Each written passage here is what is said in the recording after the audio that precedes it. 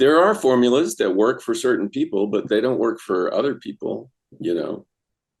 So ultimately, it's up to each person to discover their own technique, what works best for them. This episode is brought to you by Bulletproof Script Coverage, where screenwriters go to get their scripts read by top Hollywood professionals. Learn more at covermyscreenplay.com.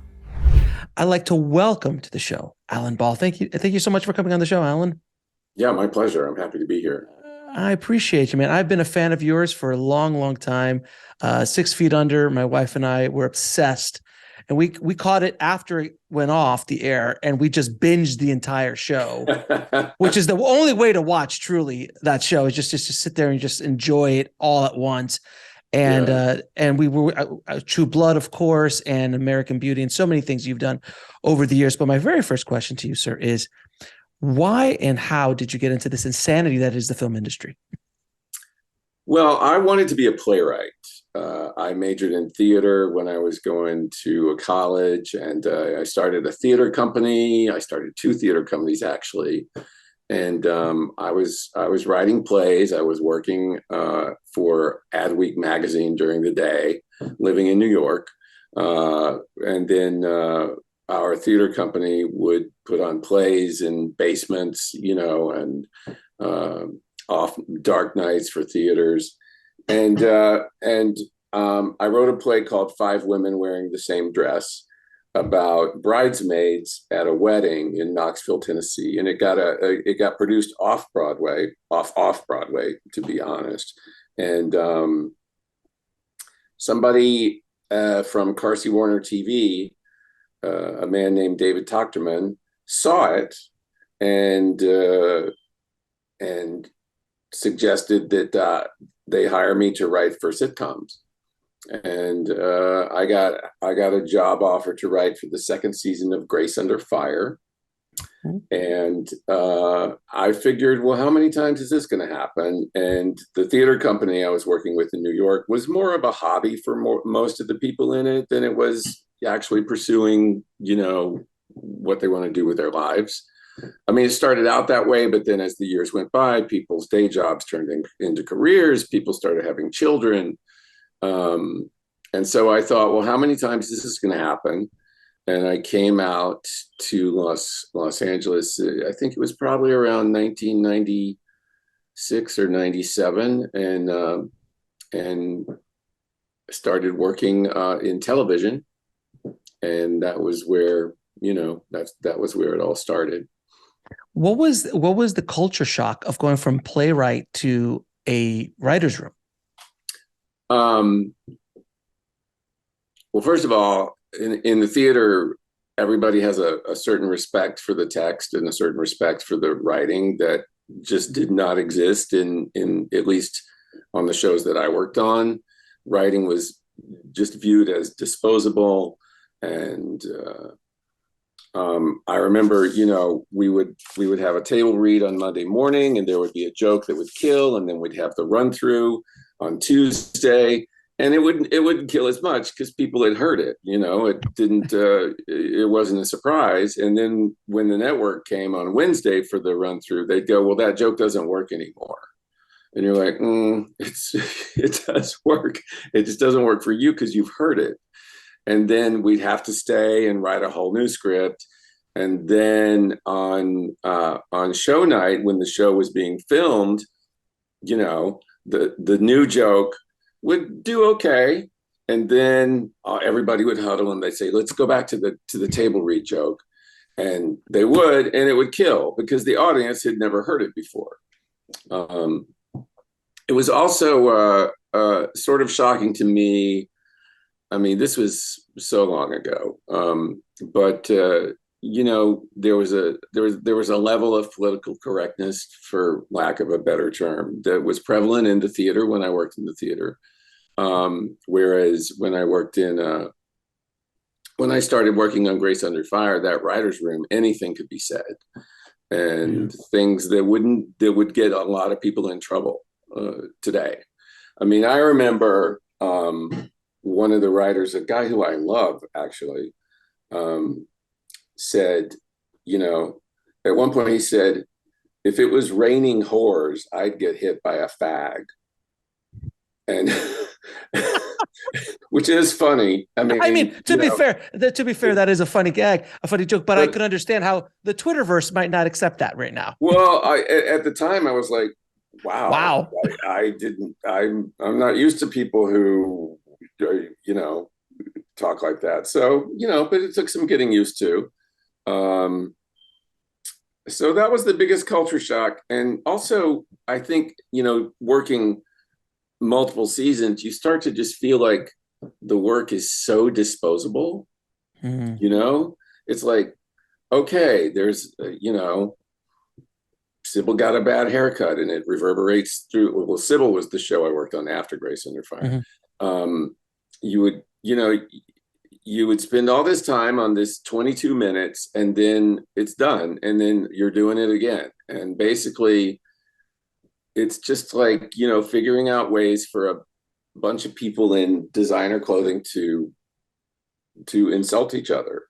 And I sort of felt like this isn't about anything. And it really wasn't.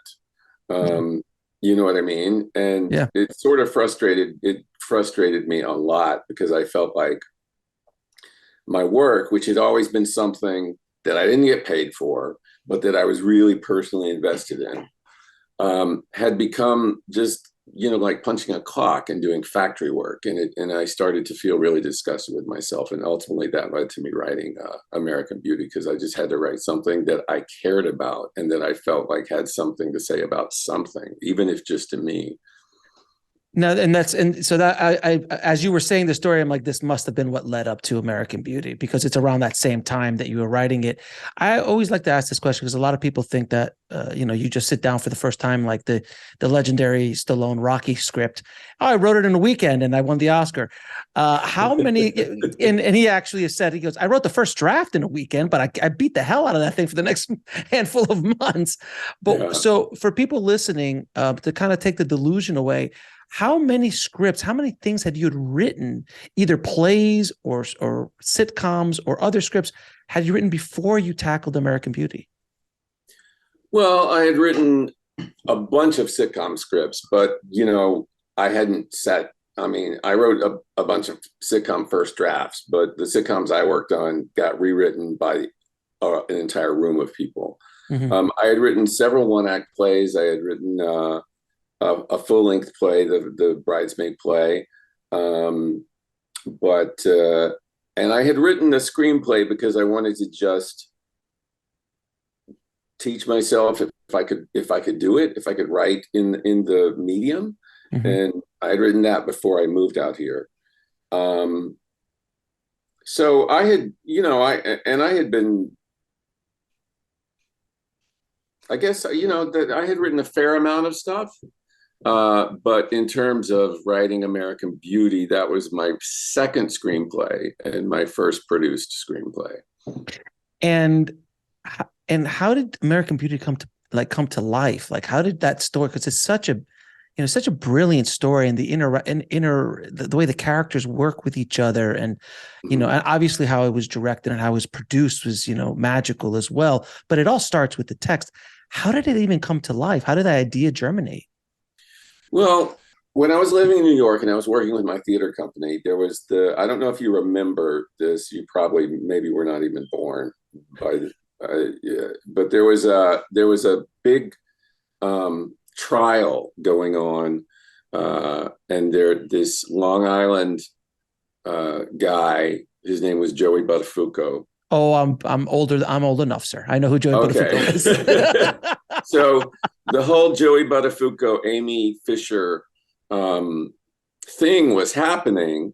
And I remember they were selling comic books outside the building that I worked. And there were these weird comic books. And on the cover was Amy Fisher looking all virginal, Catholic schoolgirl, and Joey Buttafuoco at the door, leering at her with a big beer belly and wearing a white, white beater, and having a beer and looking at her all monstrously. And then you flip the comic book, and on the other side, there's Joey Buttafuoco standing at the door with his shirt all buttoned up and a tie, and he's going to work, and he looks like a good husband and a good Christian. And Amy Buttafuoco is all tarted up and looks like a slut trying to seduce him. Right. And I remember thinking, the truth lies somewhere in between that, and we'll never know. We will never know what happened. And so then when I moved to LA, I was working on TV. Actually, I had written 2 screenplays before I wrote American Beauty. I did a rewrite on this romantic comedy about 2 divorce lawyers who fell in love with each other, who had been married before, but they were divorced now, but they fell back in love with each other. And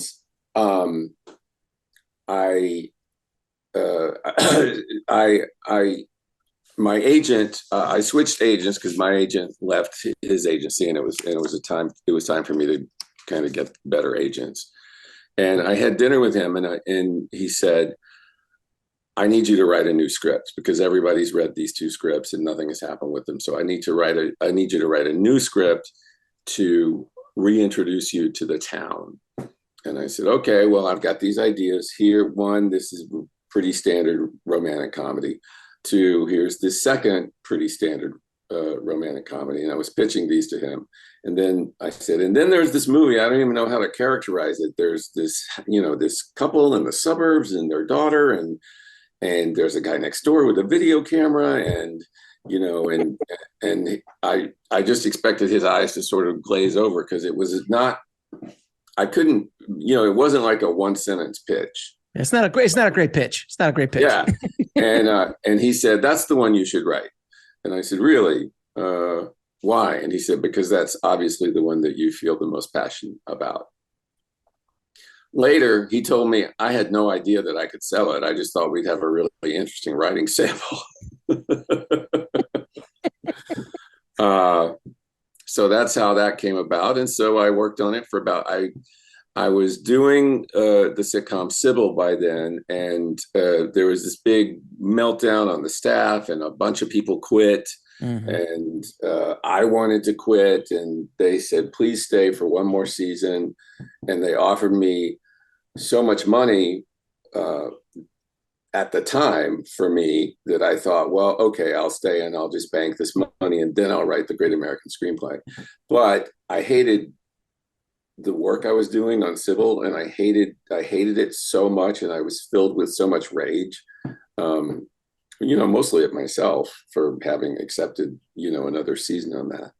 And I couldn't wait. I just, I would come home at midnight, 2 a.m, and I would sit down at my computer and I would just pour all my rage into this screenplay. And so when the script gets sent out to town, and then you've got, if I remember, Spielberg was he a producer on that, or it was DreamWorks, if I'm not mistaken, right? Yeah. So Spielberg was involved, and I mean, when all of this magic happened of, the filmmakers behind it, and Spielberg, and what were you feeling like? Because at this point you were really just a sitcom writer, essentially. Yeah. So you weren't you weren't any big time screenwriter or anything like that. So what was it like for you going through that process? I'm assuming you met Steven and you sat down and had conversation. Like, this must have been a whirlwind experience for you. It was crazy. The script went out and it got passed on by most everybody, but then there were a few people who wanted to meet with me, and DreamWorks was one of them.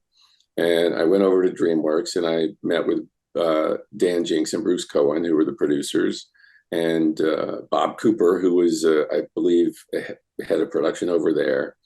And they were talking about it, and then and how much they loved it, and that they really wanted to do it, and I had gotten a phone call from my agent the day before saying, Steven Spielberg's reading the script, so let's wait until he reads it to decide where we're going to go. And so I met with Dan and Bruce at DreamWorks and Bob, and I was walking back out to my car, and Dan and Bruce were following me, saying, they were really passionate about it and they really wanted to do it.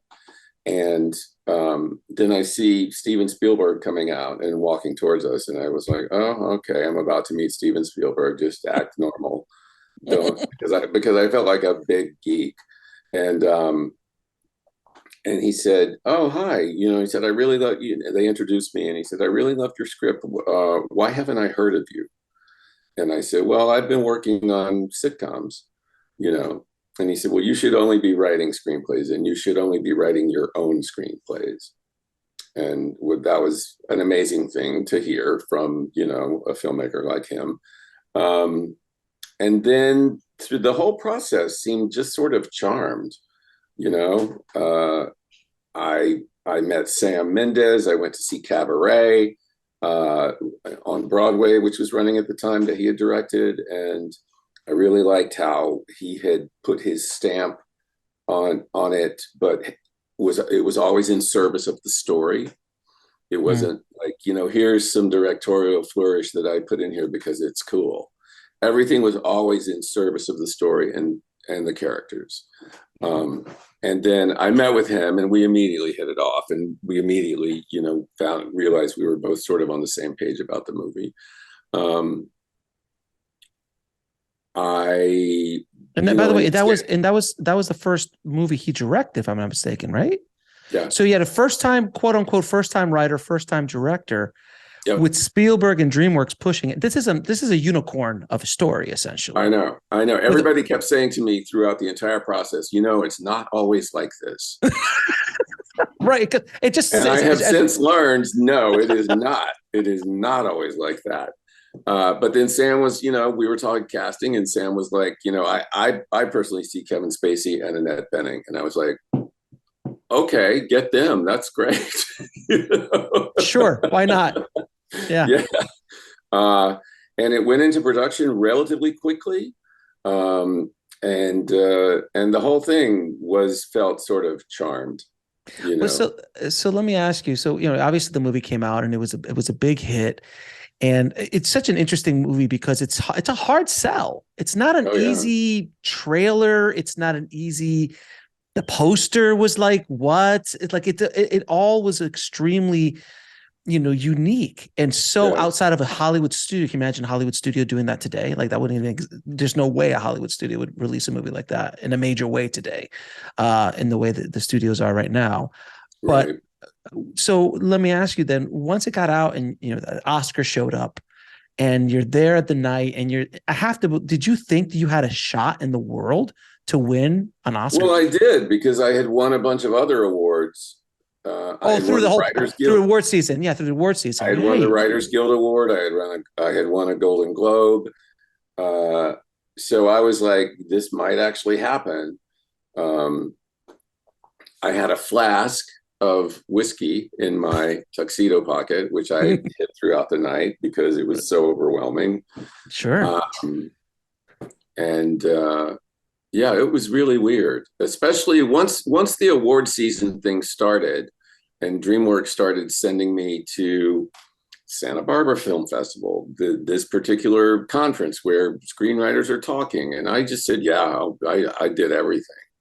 And it became very strange. For a while, it became like my job was just being me and being the screenwriter of American Beauty and talking about it at panels and film festivals and on radio stations. And I got interviewed by CBS This Morning, and it was it was crazy. It was really sort of insane, but fun. It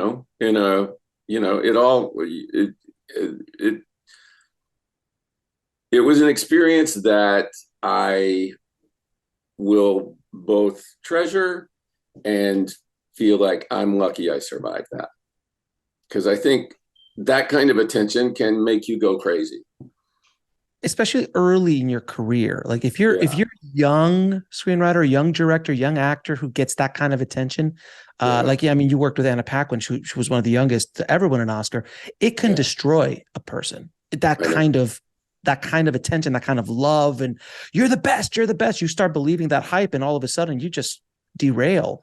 Well, especially if you're like a neurotic person who was always Right. yearning for that without ever getting it.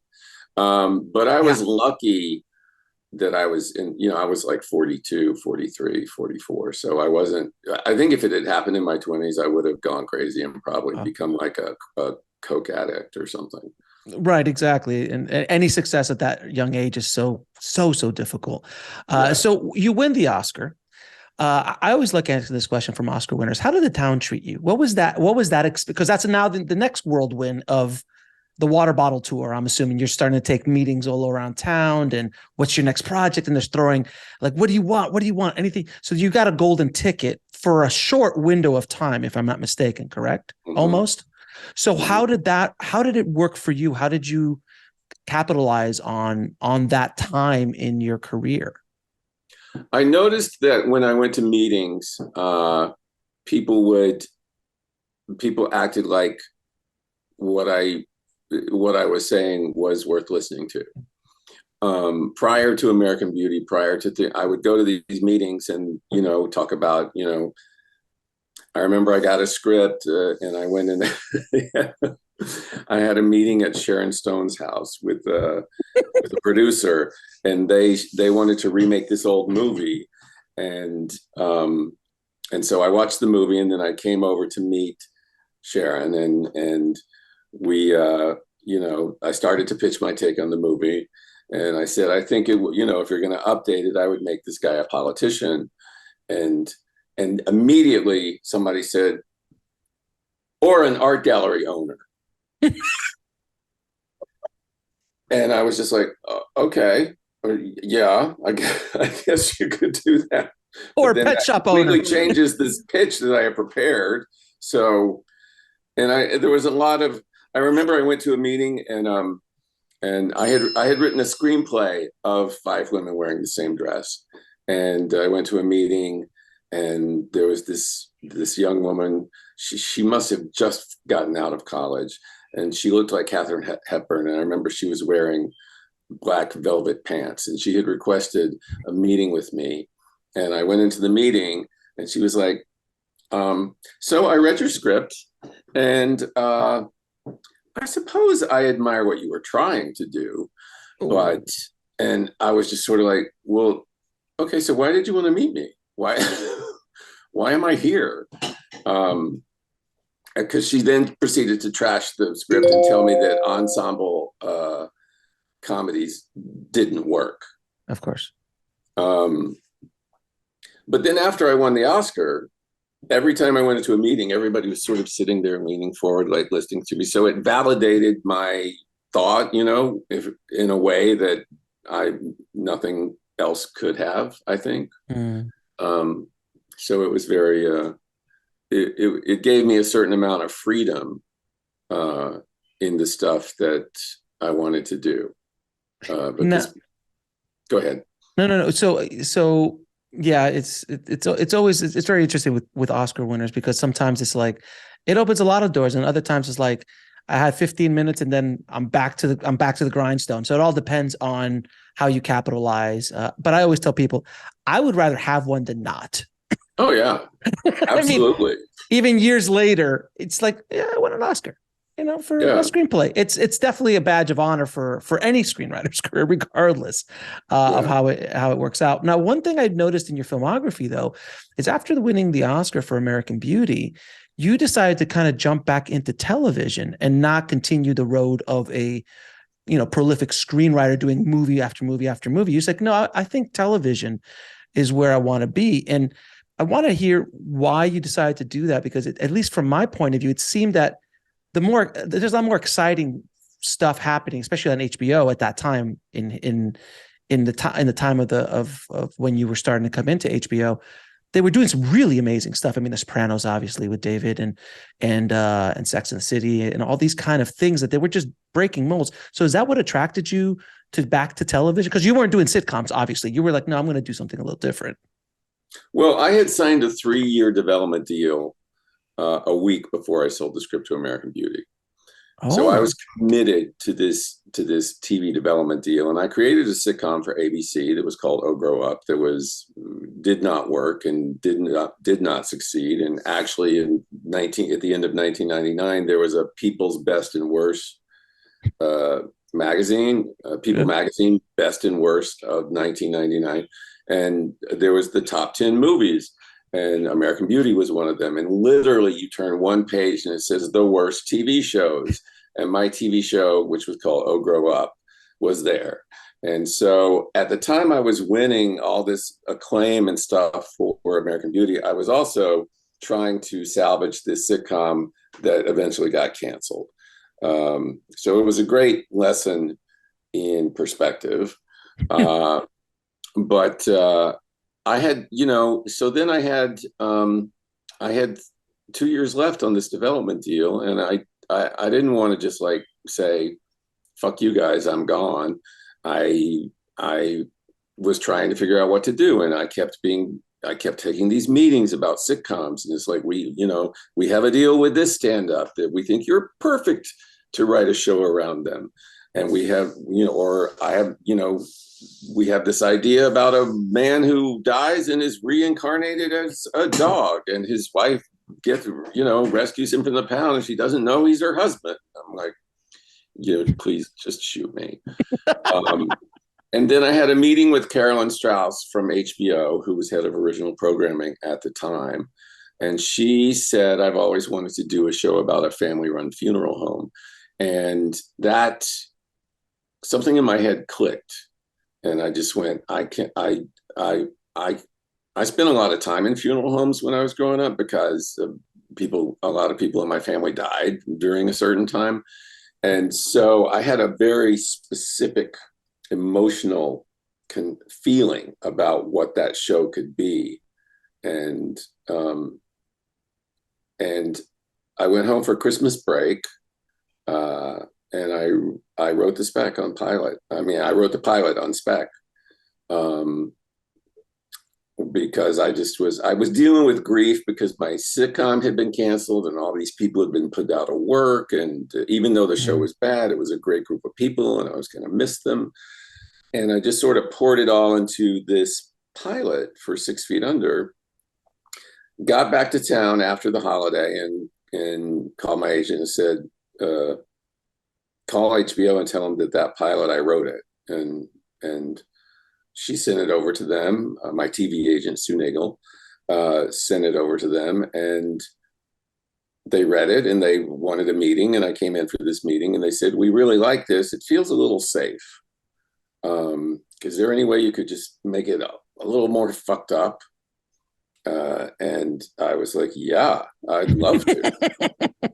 I've been working in network TV for so many years. I just, I always assumed, that you have to, the notes that I would get in network TV were always could be distilled into two thoughts: make everybody nicer and articulate the subtext, which are, terrible. Terrible. Both of them are terrible. And so I did another pass on it and they said, great, we like it. We want to make it. Again, I was having an experience where everybody was saying, it's not always like this. So, okay. So I've been, ever since I saw 6 Feet Under, if I ever get a chance to talk to Alan, I got to ask him these questions.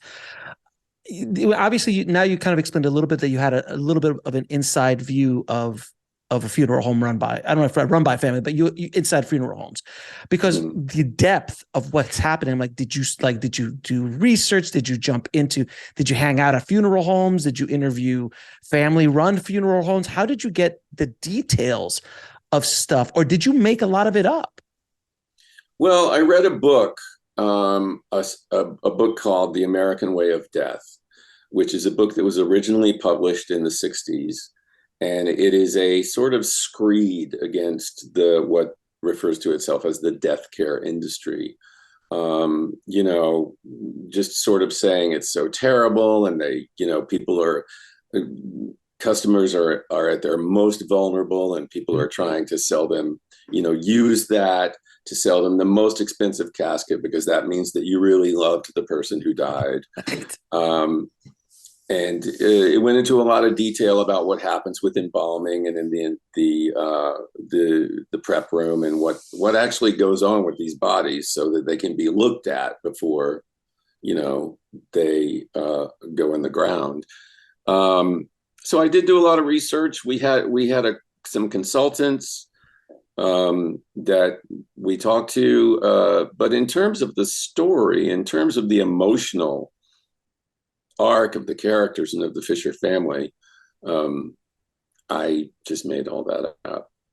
I mean, of course, it's based on, I come from a very emotionally repressed family where people don't really deal with what's going on. So that kind of found its way in there too. But it's fascinating that, I had a chance to talk to David Chase on the show, and finding out that The Sopranos was really about him and his mom's relationship was fascinating. And so it seems that a lot of these shows, it's the writer, the creator is pouring part of themselves in there. And that's what makes it sing.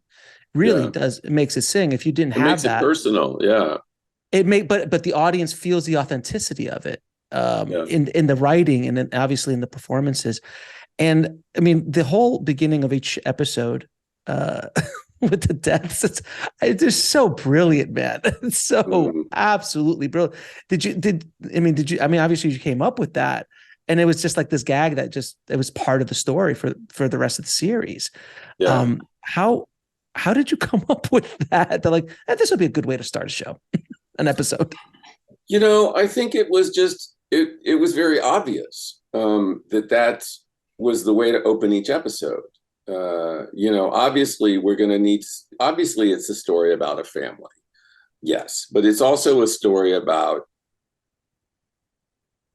America's relationship with death, Very much so. So, and these people who work in these funeral homes are the people that we hire to face death for us. You know what I mean? We don't do things like keep the body at home and, the family washes the body and that kind of, we don't do that kind of stuff anymore. Right. So what was the question? No, the beginning of the show, the death of each. Yeah, it ultimately, after the pilot was shot in HBO, we sent it to them on a Friday and they called on Monday and they said, let's go to series. So I was like, okay. And then I was sitting down to write the second episode and I was like, well, how do you start? And it was like, we started with a death, then that's what everyone should do. And then that'll be, the person who goes through and we can build the stories around that. So it turned into the death of the week, kind of the way the hospital shows are the, disease of the week, because it worked and it just, I don't remember struggling a lot to figure that out. I remember it just sort of being obvious that that's what it should be. Well, let me ask you, what was the biggest struggle with telling these stories of that show, of those characters? Because I mean, it was groundbreaking for David's character, and coming out. I mean, there's so many groundbreaking parts of that show. I mean, it's in the conversation every single time when you're like, oh, the great television revolution, that started arguably with The Sopranos, and then you had the Breaking Bad, 6 Feet Under. It's always in the conversation. What was the toughest part for you as a creator telling those stories and specifically how those characters were kind of brought out into the public the way they were? I mean, the toughest part for me, I hate to say this, but it wasn't all that tough.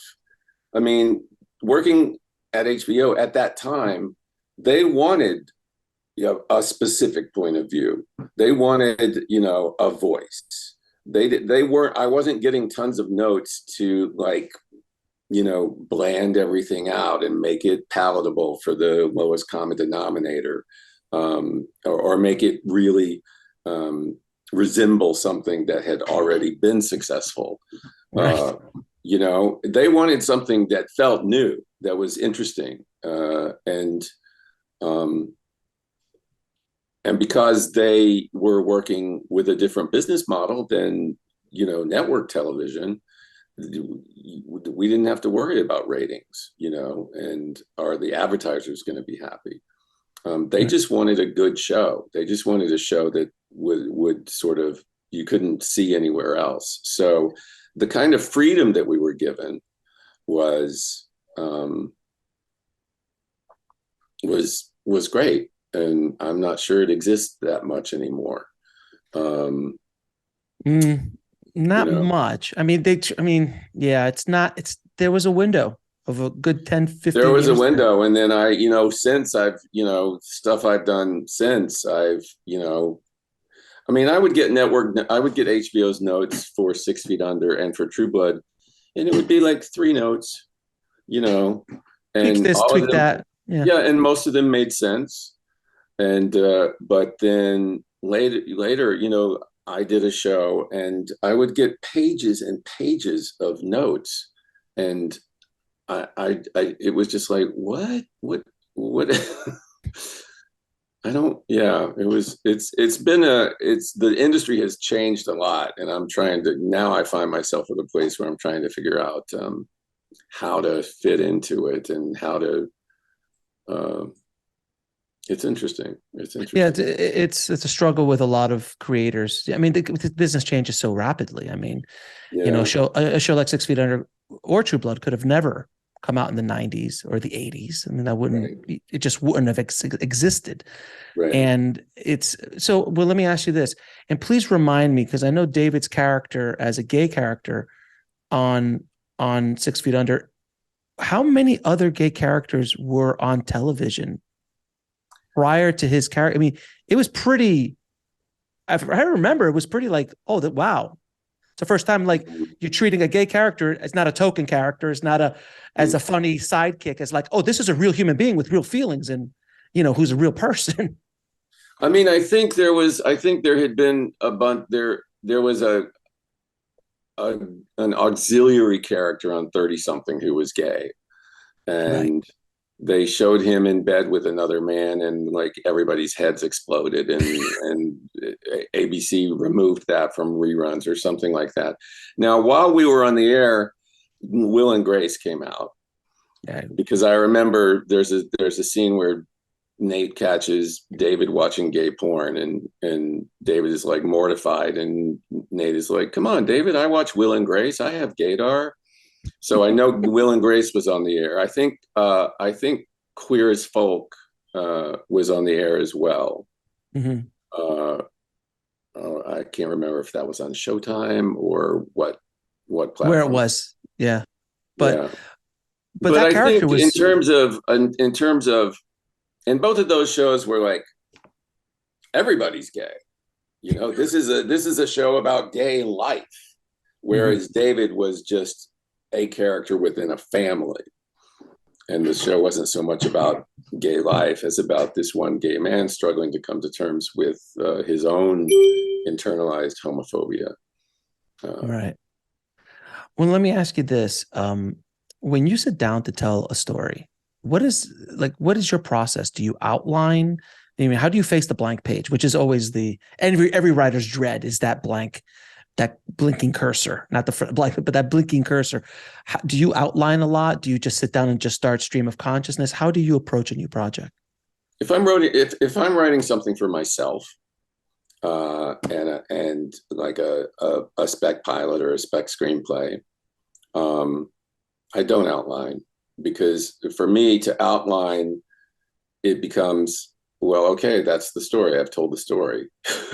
The story is told. So now I'm going to go back to the beginning and just and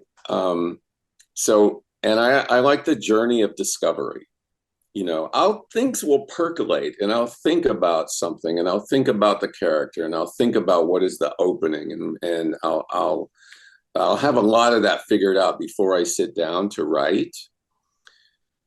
But if I'm working on a show, everything is outlined, absolutely, because other people are going to be going off and writing scripts. You can't just say like, okay, everybody just go write what you feel. You have to outline what's going on so that it tracks over the course of the season. And so that's, but on my own, I don't outline. But you feel. Let me be honest. I have like a drawer full of scripts that I started that I never finished. because I just because you ran out of didn't. steam, or I didn't know how to make it go anywhere, or whatever. And also, I think, for young screenwriters thinking that, like, you see, Alan Ball doesn't outline. I don't need to outline. I'm like, well, there's a difference too. You've been doing this for how many years? So it's like you already, a lot of the things that you would work out in an outline as far as pacing and arc and structure and plots, all that. You have that almost innately in the back of your head and your subconscious when you're writing, or because you've done it so many times. So it's not like because I know a lot of writers who do that. They'll just kind of stream of consciousness and just go and then go back and tweak. Mm-hmm. But because you have this base, you can do that. As a young writer, it would probably be not a smart idea to just start, let's just write and see what happens. But it depends, I guess. Also, I think everybody has their own technique. I don't believe, and I think part of one's journey as an artist, as a writer, is to discover what that technique is and to be true to it. For some people, outline everything very intricately before they start writing the script, and it works. Some people do stream of consciousness and it works for them. I'm always a little bit leery of any formula for what is storytelling, because I think the minute you do that, you're limiting yourself. Mm. There are formulas that work for certain people, but they don't work for other people, So ultimately it's up to each person to discover their own technique, what works best for them. Now, Alan, I imagine that, I know, you had a good start with American Beauty, a fantastic start. I'm assuming it wasn't yeses the entire way through your career. I'm assuming you've had a couple of no's along the way. Oh, yeah. Yeah.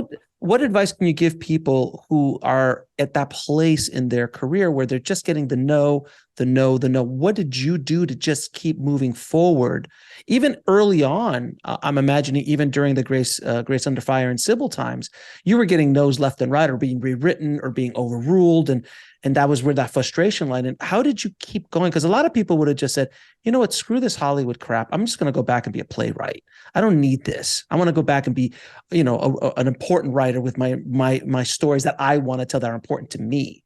But you decided to keep going and keep going down. So what advice can you give, and what did you do to just keep going? A lot of people say, like, what should I do? I think you should just, one of the things I learned when I was working as a playwright in New York with our little guerrilla theater companies and everything is we weren't waiting for permission. We were putting on a show at midnight on Thursday that maybe 10 people came to see, but we were still putting on a show, and I think I would say, do it yourself, especially now when you can make a movie on your iPhone. If you're getting no, then do something, start something short, do like a 5-minute film, but do it yourself, get your friends to work on it, make it with your iPhone. It's not going to go, it's probably not going to go become like an award-winning short at festivals, but it might. And at the very least, what you have learned from making that is things that you can only learn by making things. And if you're sitting around waiting for permission, waiting for somebody to give you permission, maybe they will, most likely they won't, because, I think most everything that gets submitted gets turned down. I'm dealing with that now. I just my producing partner and I submitted 4 scripts of a TV series that I think I was super proud of, and everybody passed on it. I don't know if it's because it was too expensive, or because we didn't have any stars attached, because it seems like TV has become that. Packaging. You have to have a movie star attached or a TV star attached. But it's frustrating. And if you are organically connected to your work emotionally, which I feel like is important for work to feel really personal and emotional, when it gets passed on, it's going to hurt. But you can't give up. You can't give up. Now, just keep going and ultimately figure out ways to do it yourself. Now, before I move on to True Blood, I have to just say to thank you for arguably one of the greatest last episodes on Six Feet Under. It is a tightrope that is walked by many a show creator Mhm. on the ending of a show, and Yeah, it is one of the most beautiful endings. So satisfying, so wonderful. Arguably, you couldn't end it any other way. I mean, and we exactly. won't ruin it for people who haven't seen it, but it was just so beautifully done, and I just felt so warm inside at the end of that. I'm like, okay, I can let go of these characters now, as Yeah, opposed to just cutting to Black David or or many other shows that just it's hard to nail that ending, to nail the yeah. ending of a show. So I wanted to thank you for that, because it's just what it was fun. I was scared too, by the way, as I was going through last season. I'm like, oh God, how are they going to finish this, man? How are they going to finish this? Please don't let me down. Please, I've spent hours and hours and hours on this show. Please don't drop the ball, Alan. Please. So it was Yeah. so beautiful that you guys did it so well. So I just wanted to thank you for that. Oh, thank you. I appreciate that.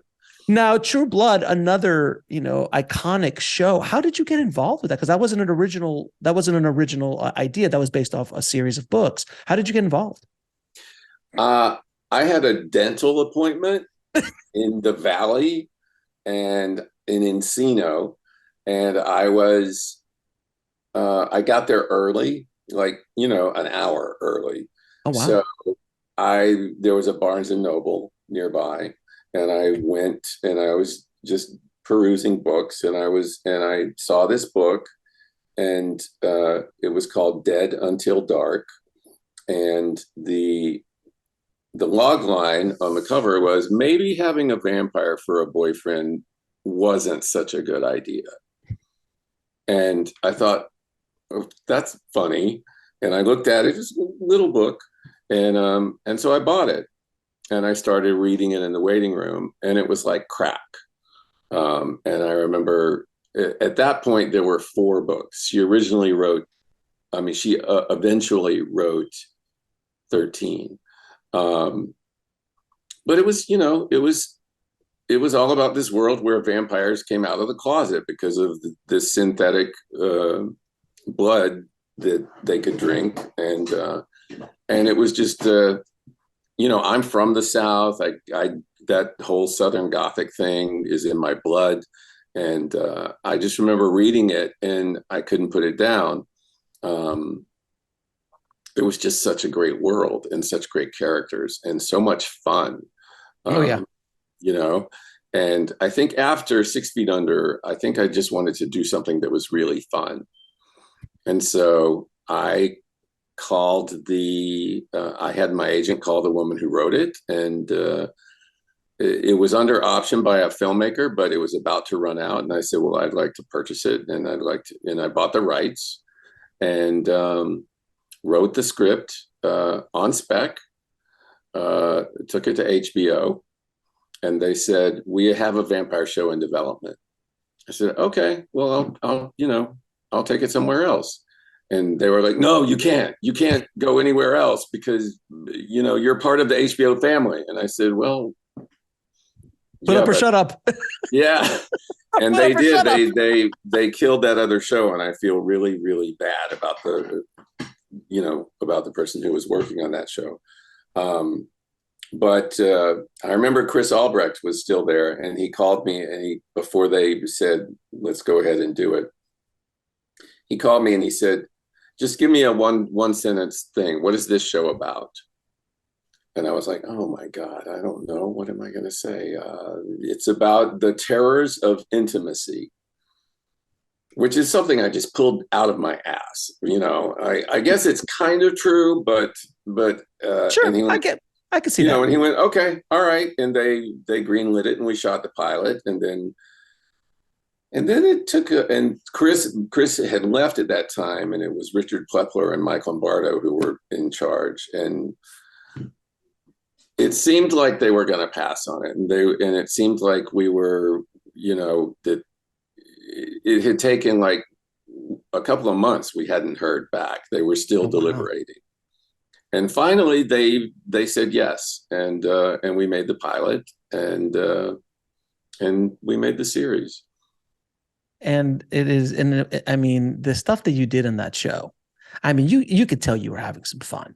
Oh my God, it was so much fun. Oh my God, the characters were so brilliantly written and acted. I mean, it was like a magical, each actor was magically designed for the character that was written on the page. It was so beautiful. Exactly. And I mean, let's not even talk about the sex stuff. I mean, that's, I mean, it was, you're just sitting there like, we got to keep the kids out of the room. We got to lock the door when we watch True Blood at night. Yeah. They could just walk in on the wrong scene and all of a sudden it was totally. It was so much fun to watch that show. Now I know, and I know you directed a little bit on a bunch of your shows. On set, there's always that day that you feel like the entire world's coming crashing down around you. As a filmmaker, we all have those days, regardless of budget, regardless of anything. What was that day for you, either on 6 Feet Under or any of your shows for that matter? What was that day that you felt like, oh man, I'm not sure how we're going to get out of this? What was that thing, if you could talk about it publicly, and how did you overcome that event in the day as a filmmaker?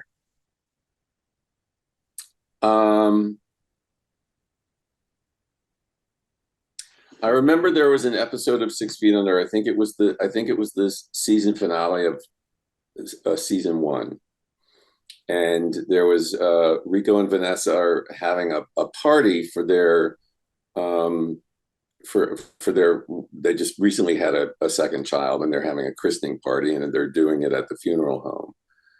And for some reason, we just got so behind, and it was like, we've been working for 10 hours already, and we have at least 5 hours we have left to do, and we can't push it off to another day because this is the last day that we're shooting. And I remember just feeling like, oh my God, I'm such a failure. I'm such a failure that I allowed things to get this far behind. But we worked overtime, and we got it, and we got everything we needed. We simplified the shot list, but there was a moment where I felt I have no idea what I'm doing, and it's about to come out, and everybody's going to see what a big imposter I am, and it's fascinating too, because as I've talked to more and more high profile people on the show like yourself who have had some Oscar winners, Emmy winners, things like that, I always find it so fascinating, and I think so educational for people listening that a lot of times they put, people like yourself and other, Oscar winners up on a pedestal, like, oh, they must just wake up in the morning and it's I'll just write an Oscar winning script today, or I'll just write, I'll just write 6 Feet Under, or I'll just whip up True Blood. Like these things I found after speaking to so many people like yourself, that imposter syndrome is a thing, still a thing. So even at the day that you're talking about, you'd already won an Oscar. Yes. You might have won an Emmy, or I'm not sure, but you were on the way. You won Golden Globes. You had won a lot of awards already. You're an award-winning writer and filmmaker. And you still at that moment had like, oh my God, security is going to come in and they're going to find out what a fraud I am, and I'm going to be escorted off the set. And that was the feeling that you still had after the success you had. And it's, I think, such a wonderful educational tool for people coming up to understand that throughout your career, it never leaves you. Oh yeah, no, it never does. It never does. I have such a weird relationship to if I'm finishing a script and I'm doing that last polish of it, I'll read it and I'll be going, this is really good, man. I really love. I think I did something really great here. Close it, file, turn it to PDF, send it off to my agent. The minute I send it off, I'm like, oh, there's a typo. Oh, fuck. And then from there, it just completely unravels. It's like, why is this scene even here? What the fuck are they saying? This is the worst dialogue I've ever read in my entire life. And so, wow. I mean, I think, insecurity and fuels a lot of people to express themselves in ways that I think they probably wouldn't do if they were had a little more self-esteem. I think a lot of great work comes from people who are working out their own inner demon. Neuroses. Yeah.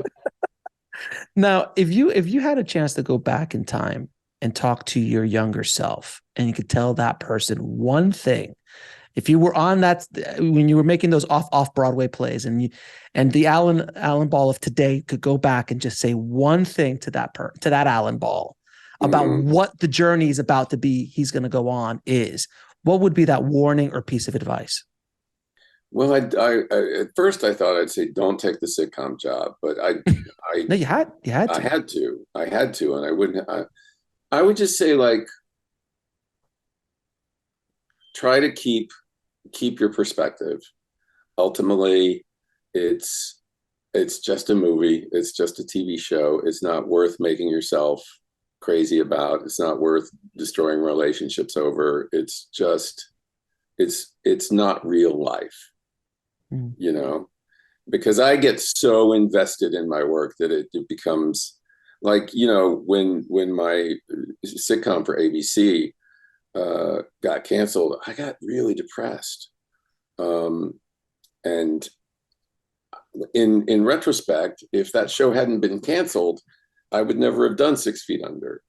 You know what I mean? And I guess I would just say, like, try to take your work seriously, but don't take yourself so seriously, and don't take praise and or criticism that seriously, because ultimately you do the work that you do the best work that you can do, and that's the reward. Whether you get a statue or a nice review, or somebody pans you, or your show gets canceled, that stuff is just weather. You know, it changes. It always changes.